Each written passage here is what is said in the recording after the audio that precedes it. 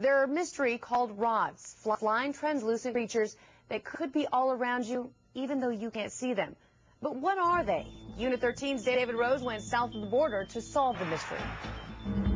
They baffle scientists, frustrate photographers, Ooh, that's big, and defy capture. Called rods because of their stick-like shape, these mysterious creatures zip through the air at speeds topping 100 miles an hour. It's a total different kind of creature. They don't have wings, they don't have legs, they don't have eyes that we know of, or teeth.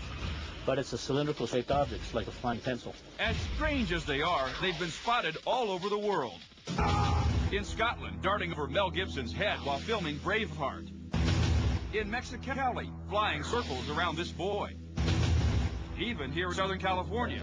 This is footage we shot just last October in Burbank. It goes so fast, I mean, if you just look You away. got one. Wow, that's a good footage of one, too. But of all the evidence, these shots are some of the most awesome. Rods swirling around base jumpers leaping into a cave deep in the jungles of Mexico. Evidence that suggests a colony of the creatures. To find out, Unit 13 traveled with rods researcher Jose Escamilla to Tampico, Mexico on the Gulf Coast. From there, we drove 70 miles to Aquismon, a town at the foot of the San Luis Potosi Mountains.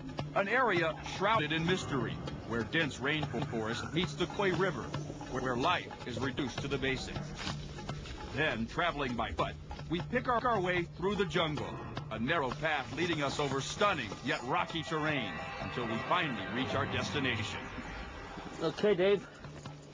This is Sotano de las Golondrinas, man. This is it. Wow! Look at that.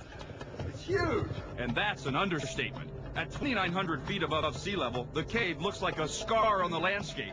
While it may be a home for the rods, its actual name is the Cave of Swallows. That's because thousands of birds nest here every night. Wings whistling as they descend into the murky depth. Swallows chasing the rods as they dive. To give you an idea how deep this cave is, it's 1,300 feet straight down. Terrifying to look over the edge. And it's deep enough that you could put the entire Empire State Building inside with room parking down below. Plenty of room for the rods to live.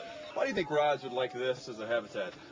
Well, it's heavily ionized. It's sort of, like the ocean. Escamilla's theory is that they're a distinct species of their own, soft-bodied, equally at home in water or air. So, perhaps they live in the underground rivers, coursing through the miles of tunnels at the bottom of the gorge. According to local legend, the gods themselves lived in the caves down below. Another myth says so deep you can hear the voices of the demons rising from below. One thing's for sure, something is down there. We're definitely going to find some rods here, rod activity. And it didn't take long. Right now I'm seeing flashes of something going by, like right there. Escamilla quickly spots one, but couldn't get his camera up in time. It was a big orange one, orange rod that just went right through us, but straight up. But after several hours, our efforts pay off. This video shows rods moving back and forth across the screen. Here you can clearly see the membranes on each side, allowing the rod to swim through the air. Some are a few inches long, others a few feet. But how do we know they aren't just insects or lens flares or something else?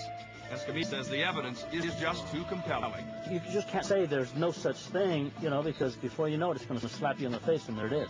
While the trip heightened our curiosity, it didn't answer all our questions. But it's a mystery Unit 13 is determined to solve.